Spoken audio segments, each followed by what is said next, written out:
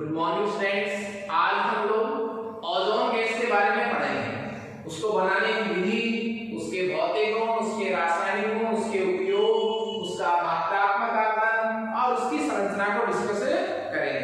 Sulphur के अपरूपों के बारे में पढ़ेंगे। तो हमारा ऑक्साइड के बाद का नेक्स्ट टॉपिक है ओजोन।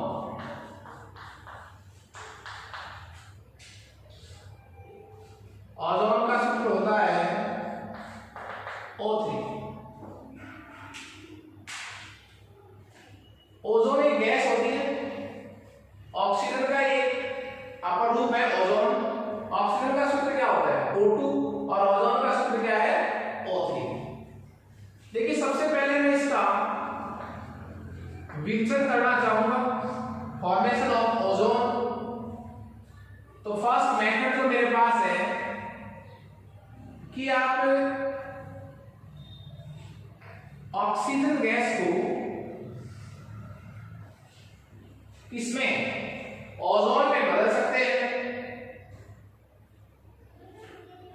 पराबैंगनी प्रकाश की उपस्थिति में, पराबैंगनी प्रकाश की उपस्थिति में आप ऑक्सीजन को ओजोन में बदल सकते हैं। बैलेंस करने के लिए मैं यहां इस तरह लगा सकता हूं। ये जो एक प्रकार की कैसी अभिक्रिया है del H positive. Del H positive का मतलब क्या हुआ? जब ऑक्सीजन से ओजोन बनती है तो ऊष्मा का अवशोषण होता है साहब, ऊष्मा शोषी अभिक्रिया है। जबकि ओजोन का ऑक्सीजन में टूटना एक ऊष्माक्षेपी अभिक्रिया है। तो एक विधि तो मैंने आपको बताई कि आप ऑक्सीजन गैस को पराबैंगनी प्रकाश की सहायता से ओजोन में चेंज कर सकते हैं, जो एक प्रकार की कैसी अभिक्रिया है ऊष्मा शोषी अभिक्रिया है। सेकंड मेथड जो है मैं प्रयोगशाला के नाम से भी बोल सकता हूं, प्रयोगशाला विधि।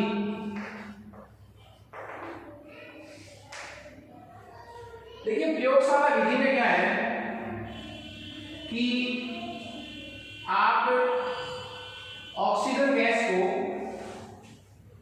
एक ओजोनाइजर में, ऑक्सीजन गैस को एक ओजोनाइजर में भरकर विद्युत स्फुलिंग, ऑक्सीजन गैस को ओजोनाइजर में भरकर आप विद्युत स्फुलिंग करवाइए तो भी क्या बन जाती है ओजोन। बैलेंस का तरीका वही रहेगा। ये भी एक प्रकार की कैसी अभिक्रिया हुई ऊष्मा शोषी। तो ये ओजोन के बनने की दो समीकरण थी जो मैंने आपको बताई है। इसके जस्ट बाद हमारा टॉपिक रहेगा ओजोन के भौतिक गुण। ओजोन के भौतिक गुण देखिए, ओजोन शुद्ध अवस्था में तो नीले रंग की होती है। ओजोन जब शुद्ध अवस्था में होती है तो नीले रंग की होती है, और जब वो गैस में जब वो ठोस होती है तब वो बैंगनी काले रंग की होती है। द्रव अवस्था में, सॉरी गैस की अवस्था में तो किस अवस्था में रहेगी बोलिए? हल्की पीली। जब वो गैस की अवस्था में रहेगी तो लाइट कलर किसका होगा? पीला और नीला। और जब ओजोन द्रव अवस्था में होगी तब वो कैसे कलर की होती है? गहरे नीले रंग की। जब वो ठोस अवस्था में होगी तो बैंगनी काले रंग की। ये तीन ऑप्शन हो गए साहब। अलग अलग भौतिक अवस्थाओं में ओजोन का रंग भी क्या होता है? अलग अलग। वायु से भारी होती है। वायु से क्या लिखेंगे? भारी। वायु से क्या होती है? भारी होती है। जल में विलेय होती है। देखिए ओजोन की कम मात्रा ही लाभदायक होती है। यदि वायु में ओजोन की सांद्रता 100 ppm से क्या हो जाए? अधिक हो जाए, पार्ट्स पर मिलियन 100 ppm से अधिक हो जाए यदि वायु में किसकी सांद्रता, ओजोन की, तो अनेक समस्याएं मानव को हो जाती हैं, सिर दर्द का होना है, चक्कर आना वगैरह। ओके, इसी में हमारा नेक्स्ट टॉपिक है ओजोन की संरचना। देखिए ओजोन की लुईस संरचना को आपने 11th क्लास में भी डिस्कस किया है। सूत्र चूंकि है क्या, ओजोन O3, बायनरी कोष में टोटल नंबर ऑफ इलेक्ट्रॉन कितने हो गए, ऑक्सीजन के बायनरी कोष में 6 इलेक्ट्रॉन होते हैं, 3 ऑक्सीजन के परमाणु हैं तो 6 दिया 18 इलेक्ट्रॉन का आपको हिसाब देना है।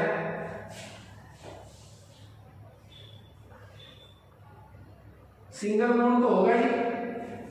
लुईस संरचना में रूल किस काम का आता है कि आप सबसे पहले अधिक विद्युत ऋणात्मक परमाणु की का अष्टक पूरा कीजिए। 3 ऑक्सीजन है तो 1 2 3 4 5 6, इधर 1 2 3 4 5 6 और 2 8, 6 और 2 8।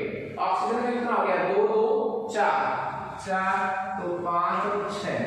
इस ऑप्शन का अष्टक पूरा नहीं हुआ अभी तक। अब इसका टोटल नंबर इलेक्ट्रॉन निकालिए, 6 और 6 12, 2 14 और 4 18। डबल बॉन्ड बनाने की कोशिश कीजिए, ये लीजिए। अब इस ऑक्सीजन के 2 बॉन्ड बन गए, इस ऑक्सीजन ने 3 बॉन्ड बना रखे तो 3 बॉन्ड बनाते क्या आ जाएगा प्लस, इस ऑक्सीजन ने 1 ही बॉन्ड बना रखा है तो साइन किसका आ जाएगा माइनस का। नंबर कितने इलेक्ट्रॉन के, 18 ही साथ, 2 4 2 6 2 8 2 10 2 12 और 2 14 2 16 2 18। इस एक लुईस संरचना को आप दूसरे तरीके से लिख सकते हैं। देखिए लुईस संरचना को दूसरे तरीके से कैसे लिखेंगे अपन, इसको मैं अनुनादी संरचना भी कहूंगा।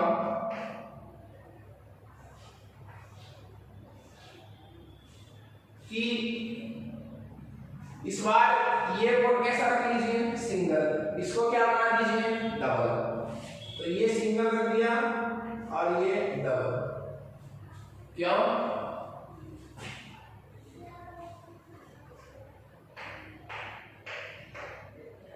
1 2 3 4 5 और 6 और ये क्या गया माइनस।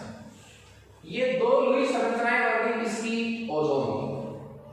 अब लुईस संरचना बनने के बाद आप इन दोनों लुईस संरचनाओं का अनुनादी संकर भी लिख सकते हैं।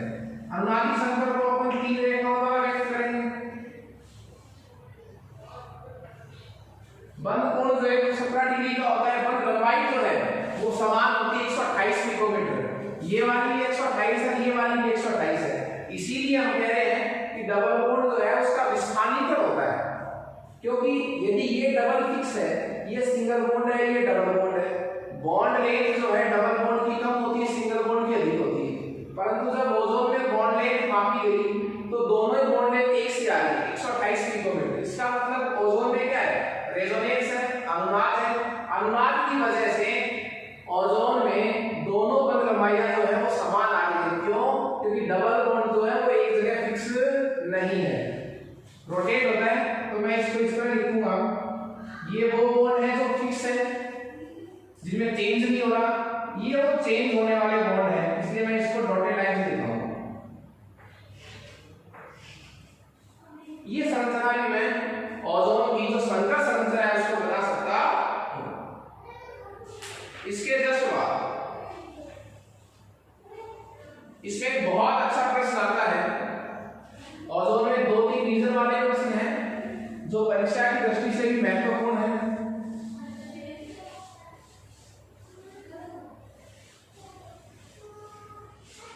पहला प्रश्न तो इसकी बनाने की वीडियो में छुपा हुआ है।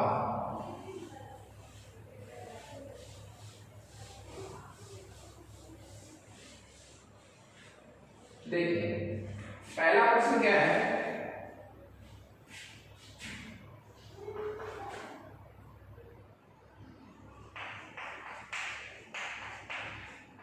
ओजोन का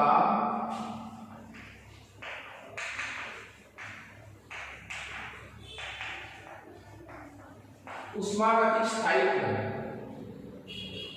ओजोन का उष्मागतिक स्थायित्व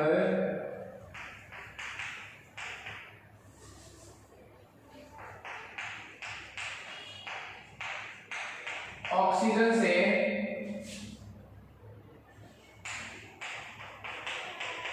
कम होता है। क्यों? ये आपका प्रश्न है साहब कि ओजोन का उष्मागतिक स्थायित्व ऑक्सीजन से कम होता है क्यों? मैं इस प्रश्न को आपको एक और तरीके से बता सकता हूं। ये तो ओजोन है और ये क्या है? ऑक्सीजन। जब ये स्वतंत्र अवस्था में रहेंगी तो किस रूप में अधिक रहना पसंद करती हैं? ऑक्सीजन के रूप में। मतलब ऑक्सीजन जो है ओजोन की बजाय O3 की बजाय O2 के रूप में उसका अस्तित्व जो है वो ज्यादा स्थायी होता है। मेरी बात समझ रहे हैं आप? जो ऑक्सीजन है वो ओजोन के रूप में नहीं रहकर O2 के रूप में ज्यादा रहना पसंद करती है। उसका रीजन क्या है? क्योंकि ओजोन जो है वो जब गर्म करते हैं, टेम्परेचर देंगे तो वो किस में चेंज हो जाती है? ऑक्सीजन में स्वतः ही। जबकि ऑक्सीजन को ओजोन में स्वतः चेंज नहीं किया जा सकता। तो मेरे कहने का मतलब क्या हुआ? ओजोन से ऑक्सीजन स्वतः बनती है जबकि ऑक्सीजन से ओजोन स्वतः नहीं बनती। स्वतः प्रक्रम कौन सा हुआ? ओजोन से किसका बनना? ऑक्सीजन का बनना। और स्वतः प्रक्रम जो है वो स्थायी होते। तो देखिए दो समीकरण लिखूंगा इसमें। आप ऑक्सीजन से जब क्या बनाते हैं? ओजोन।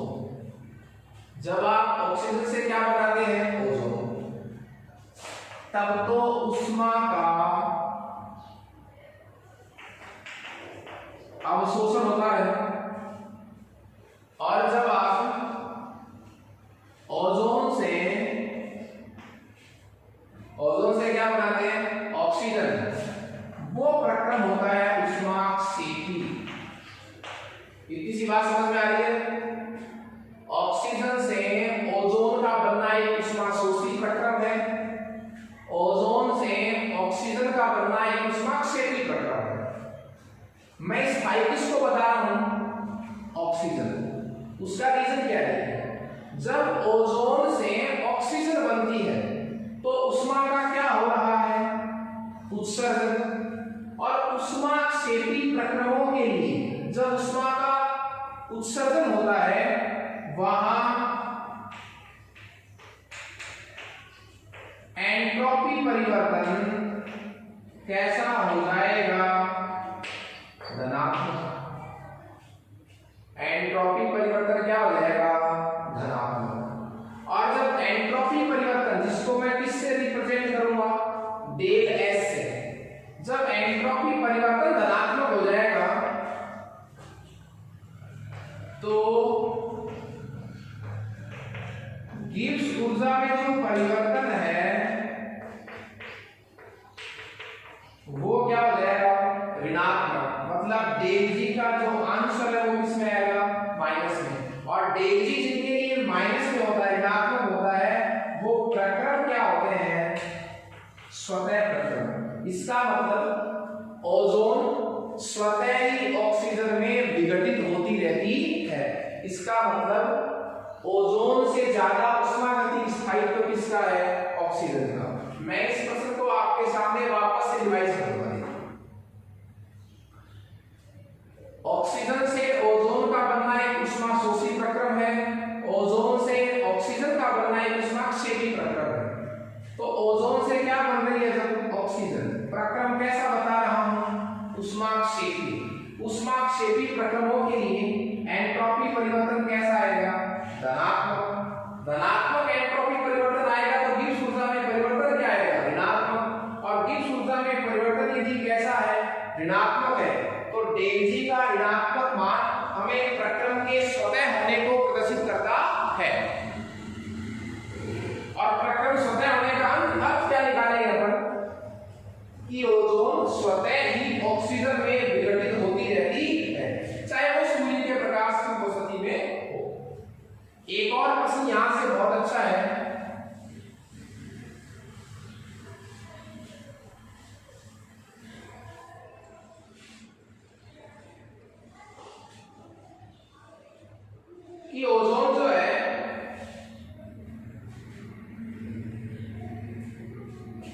प्रश्न हमारा है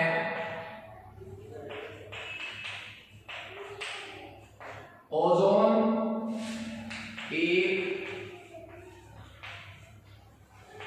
प्रबल ऑक्सीकारक होती है, क्यों? प्रश्न क्या है हमारा? ओजोन एक प्रबल ऑक्सीकारक होती है, क्यों? तो देखिए इसका आंसर क्या होगा। ऑक्सीकारक का मतलब क्या होगा? ऑक्सीकरण करने वाला। आपको पता है जो ओजोन है वो उष्मागतिक रूप से उसका स्वतः ही किसमें विघटन होता रहता है? बोलिए। ऑक्सीजन में। ओजोन का स्वतः ही किसमें विघटन होता रहता है? ऑक्सीजन में। ओजोन जो है वो जब भी विघटित होती है तो ऑक्सीजन गैस प्लस क्या बनाती है? नवजात ऑक्सीजन। क्या बनाती है? नवजात ऑक्सीजन। इसको मैं क्या कहूंगा? नवजात ऑक्सीजन। और ये जो नवजात ऑक्सीजन है, यही नवजात ऑक्सीजन ओजोन के कैसे गुण के लिए जिम्मेदार होती है? ऑक्सीकारक गुण के लिए। किसके लिए जिम्मेदार होती है? ऑक्सीकारक गुण के लिए।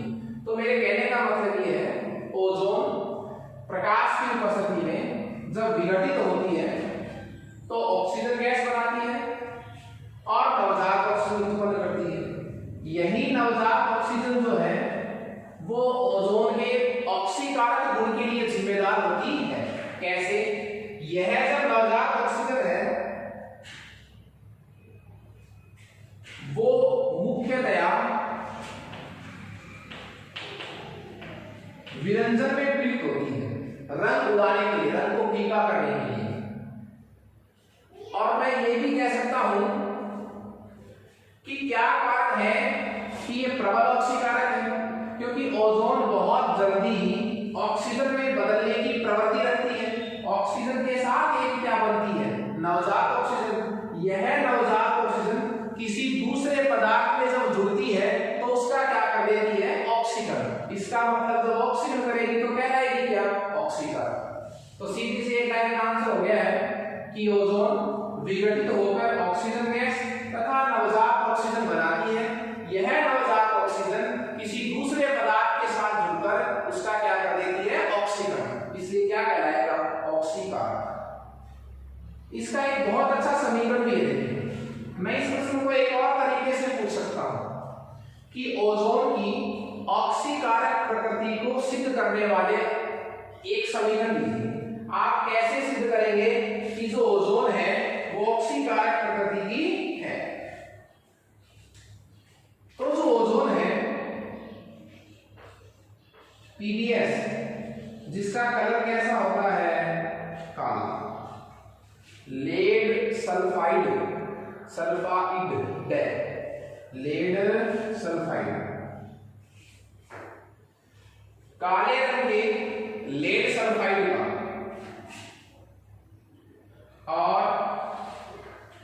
किसमें चेंज कर देती है? लेड सल्फेट में, जिसका कलर कैसा होता है? सफेद।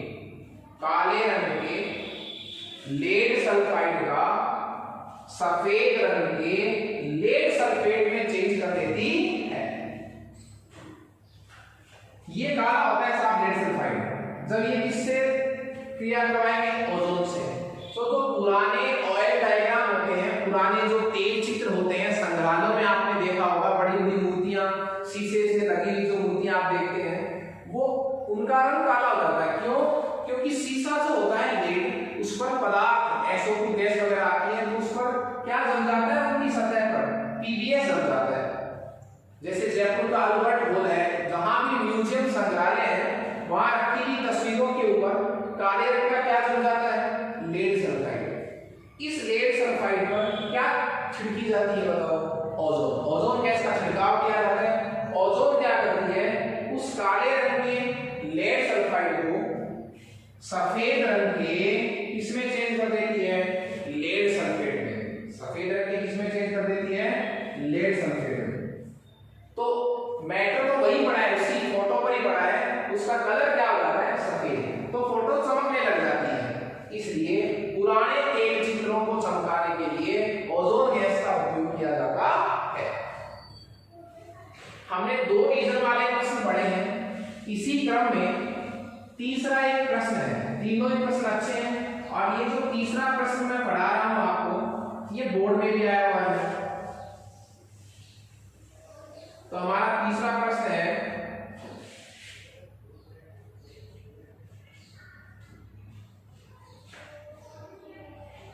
कि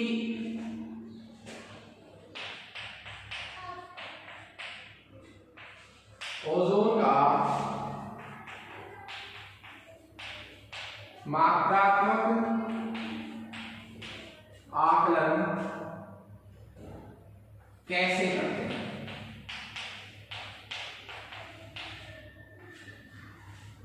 ओजोन का मात्रात्मक आकलन कैसे करते हैं? देखिए, सबसे पहले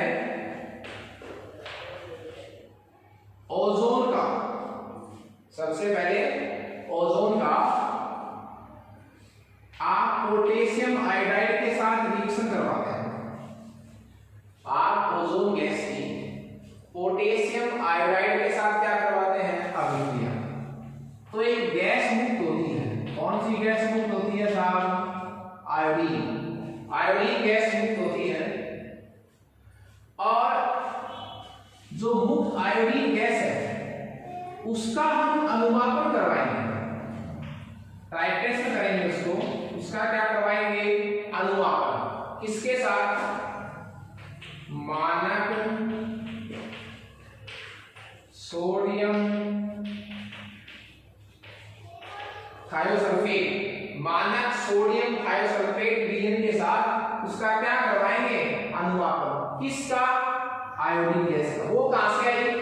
जब आपने ओजोन गैस की क्रिया पोटेशियम आयोडाइड से करवाई तो आयोडीन गैस मुक्त होती है। उस मुक्त आयोडीन का मानक सोडियम थायोसल्फेट विलयन के साथ हम अनुमापन करवाते हैं। अनुमापन का जो रिजल्ट आता है, अनुमापन का जो क्या आता है? रिजल्ट आता है, परिणाम जो आता है, वो हमें ओजोन की क्या बताता है? सांद्रता को व्यक्त करता है। प्राप्त परिणाम हमें ओजोन की क्या बताता है? सांद्रता बताता है। तो ये 3 प्रश्न थे जो ओजोन वाले टॉपिक में बहुत इंपॉर्टेंट है। इसके जस्ट बाद एक छोटा सा टॉपिक है ओजोन में कि ओजोन के उपयोग क्या है। कुछ उपयोगों को तो हमने अभी इसी चैप्टर में पढ़ा है कि ओजोन गैस जो है वो सूर्य की हानिकारक पराबैंगनी किरणों से हमारी सुरक्षा करती है। हाथी दांत, स्टार्च, रेशम का रंग उड़ाने में, मतलब विरंजनकारी के रूप में भी इसका उपयोग करते हैं। इसका ओजोन का देखिए, समताप मंडल के ऊपर ओजोन की जो परत है वो समय के साथ क्षीण होती जा रही है, हल्की होती जा रही है, विरल होती जा रही है। उसका रीजन क्या है? क्योंकि जो फ्रेऑन गैसें हैं, जिसको मैं CFC गैस कहता हूं, फ्रेऑन गैसें हैं, ये फ्रेऑन गैसें जो हैं वो ओजोन की परत को विरल बना रही है। इसलिए पराबैंगनी प्रकाश की अधिक मात्रा हमारी पृथ्वी पर आ रही है। जो सुपरसोनिक विमान होते हैं उनसे निकलने वाला धुआं भी जो है, जिसमें नाइट्रोजन के ऑक्साइड होते हैं, वो भी ऑक्सीजन को और ओजोन को ऑक्सीजन में कन्वर्ट कर रहे हैं, जिससे ओजोन की मात्रा जो है वो धीरे धीरे क्या हो रही है? कम। तो इस तरह ओजोन का एक बहुत ही महत्वपूर्ण फायदा क्या है कि ओजोन हानिकारक पराबैंगनी विकिरणों से हमारी सुरक्षा करती है और हाथी दांत, स्टार्च, धागे वगैरह का रंग उड़ाने में भी सहायता करती है। ये था ओजोन। इसके जस्ट बाद हमारा टॉपिक है सल्फर के अपरूप।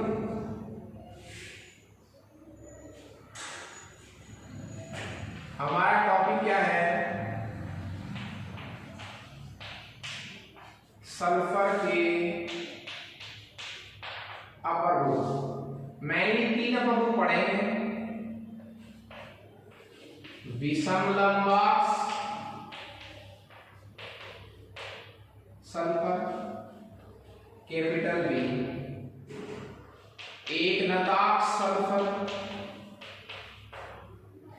सी,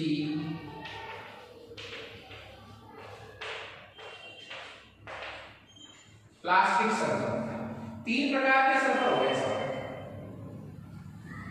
आपको बनाना है विषम लंबाक्ष सल्फर। तो सल्फर की छड़ को कार्बन डाइसल्फाइड के घोल में आप डुबोइए, उसको गर्म कीजिए, वाष्प बनेगी, वाष्प को ठंडा करेंगे तो विषम लंबाक्ष प्रकार के सल्फर के आपको क्रिस्टल प्राप्त होंगे। जल में बिल्कुल नहीं घुलता है, जल में बिल्कुल नहीं घुलेगा, कार्बन डाइसल्फाइड में घुलेगा। विषम लंबाक्ष सल्फर की जो आकृति होती है वो वलित होती है, वलय होती है, रिंग टाइप में होती है। पीले रंग का होता है। कमरे के ताप पर, कैसे कलर का बताया मैंने आपको? पीले रंग। कमरे के ताप पर सल्फर का सर्वाधिक स्थायी रूप कौन सा है? विषम लंबाक्ष सल्फर है। ओके। और 369 केल्विन ताप से कम ताप पर, यदि टेम्परेचर कितना है? 369 केल्विन, तो 369 केल्विन ताप से यदि ताप कम है तब तो सल्फर किस में रहता है? विषम लंबाक्ष में। और 369 केल्विन ताप से यदि ताप क्या है? अधिक है, तो विषम लंबाक्ष सल्फर जो है वो किस में चेंज हो जाता है? एक नताक्ष सल्फर में चेंज हो जाता है। इसीलिए 369 केल्विन ताप को एक नाम क्या बोला गया है? संक्रमण ताप, ट्रांजिशन टेम्परेचर, जिस पर दोनों अपरूप जो है वो सामने में रहते हैं। आपको विषम लंबाक्ष सल्फर से एक नताक्ष सल्फर कैसे मिलेगा? आप एक नताक्ष सल्फर को एक प्लेट में भर दीजिए, उसको ठंडा होने दीजिए, तो सतह पर पपड़ी जम जाती है। पपड़ी को आप कुरेद कर एक नताक्ष प्रकार के जो क्रिस्टल है सल्फर के, उनको प्राप्त कर सकते हैं।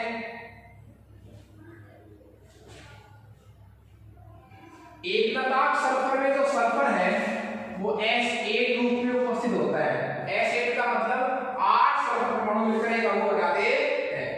कुछ समानताएं हैं, जैसे जल में ये भी नहीं घुलता, ये भी नहीं घुलता, कार्बन डाइसल्फाइड में ये भी घुलता है और एक नताक्ष सल्फर भी घुलता है। एक नताक्ष जो सल्फर होता है वो विषम लंबाक्ष सल्फर की तरह कैसी संरचना वाला होता है? वलय संरचना वाला होता है।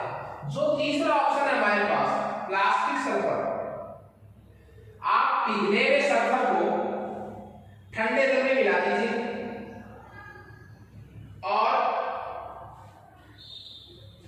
पिघले हुए सल्फर को आप जैसे ही ठंडे जल में मिलाएंगे तो मुलायम सा सल्फर प्राप्त होगा, मुलायम प्रकृति का। वो कैसा होगा? Plastic sulphur. और प्लास्टिक सल्फर में जो सल्फर होता है वो S6 के रूप में व्यवस्थित होता है। S6 और विषम लंबाक्ष एक नताक्ष में सल्फर कैसा है? S8 रूप में। ओके। जो प्लास्टिक है उसका विन्यास कैसा होता है? कुर्सी रूप विन्यास होता है। तो मैंने फास्फोरस में भी आपको 3 प्रकार के अपरूप बताए थे, सफेद, लाल और काला फास्फोरस। उसी तरह सल्फर के भी 3 अपरूप अपने पढ़े हैं। विषम लंबाक्ष सल्फर जिसमें सल्फर S8 रूप में रहता है, प्लास्टिक सल्फर जिसमें S6 के रूप में रहता है। ये दोनों जल में नहीं घुलते हैं, दोनों एक दूसरे पर किस ताप पर साम्य में रहते हैं? 369 केल्विन ताप पर एक दूसरे